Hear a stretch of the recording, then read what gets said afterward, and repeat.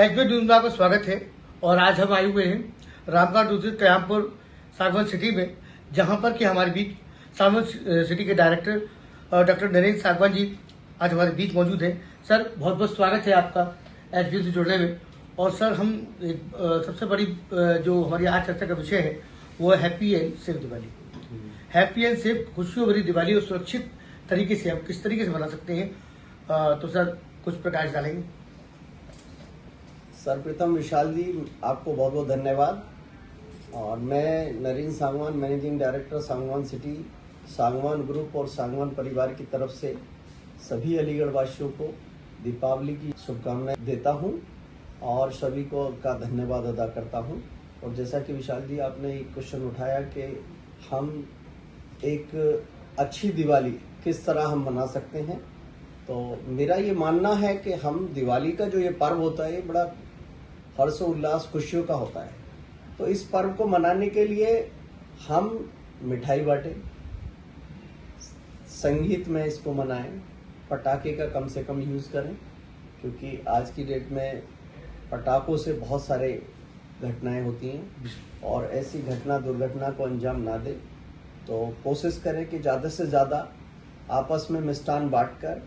संगीत में होके खुशियाँ मनाएं, आपस में एक दूसरे से मिलें, एक दूसरे के घर जाएं, एक दूसरे के दुख दर्दों को बांटें और सबको समझें और सबको बच्चों के साथ बैठें और खुशियाँ बांटकर ये त्यौहार मनाएं। सर, मैं एक बात जानना चाहता था कि कुछ लोग को तो सक्षम है, जो सक्षम है वो, और कुछ अक्षम भी है, जो लोग अभी उनके पास न तो इतने आर्थिक संसाधन है कि वो अपने बच्चों के लिए अच्छे अच्छे कपड़े या मिठाई या पटाखे तो बहुत दूर की चीज़ है सर, वो उनके लिए सुबह शाम तक खाना भी थोड़ा सा मुश्किल हो जाता है जद्दोजहद में। तो ऐसे लोगों के लिए भी क्या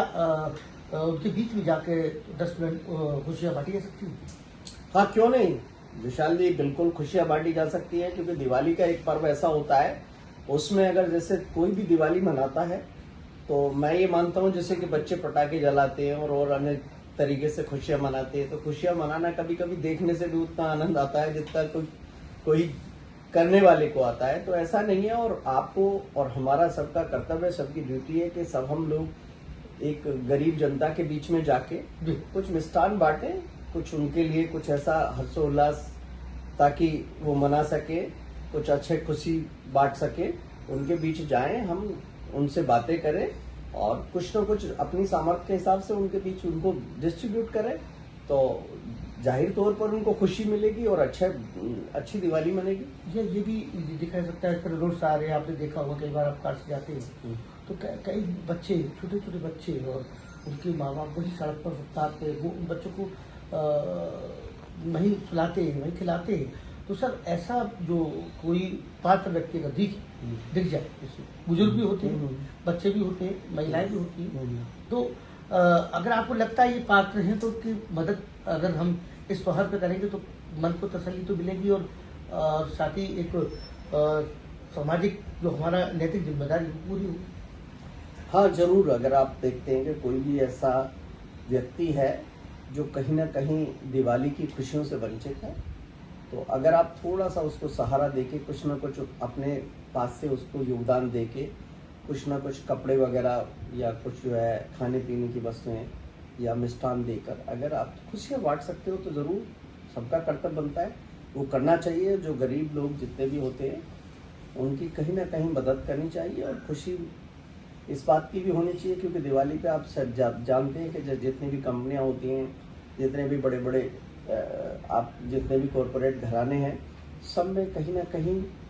लोग बोनस के रूप में, कहीं ना कहीं कुछ मिष्ठान के रूप में सब खुशियाँ बांटते हैं। तो मैं ये मानता हूँ कि जिसकी सामर्थ्य है और जो कर सकता है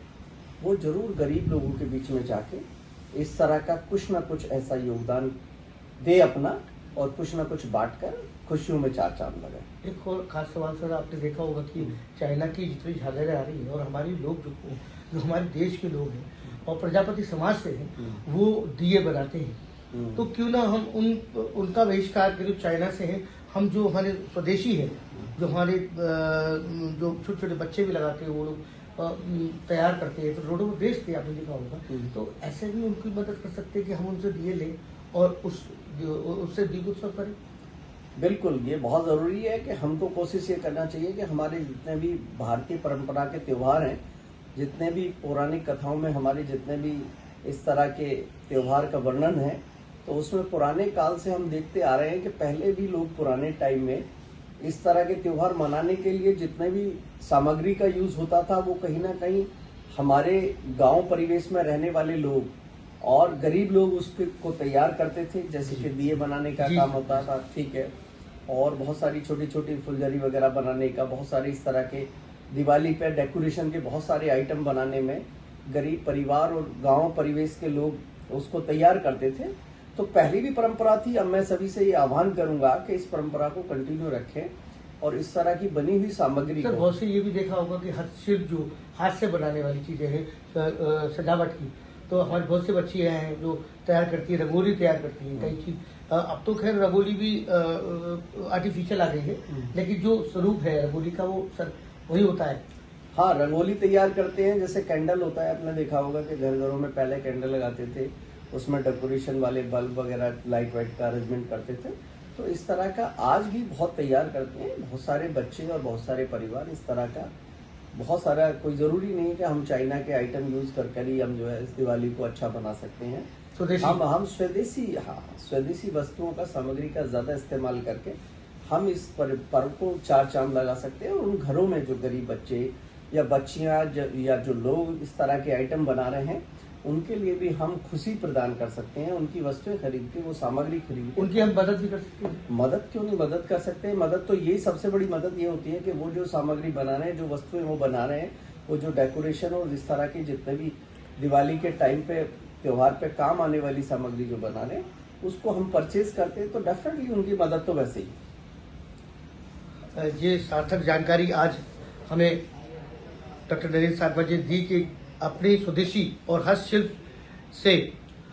भी हम उन चीज़ों को खरीद के उनके बीच जाके, कमज़ोर वर्ग के बीच जाकर भी हम अपनी फिजूल खर्ची जो दिवाली पे अक्सर कर देखी जाती है उसको रोक सकते हैं और किसी के अंधेरे जीवन में उजाला ला सकते हैं।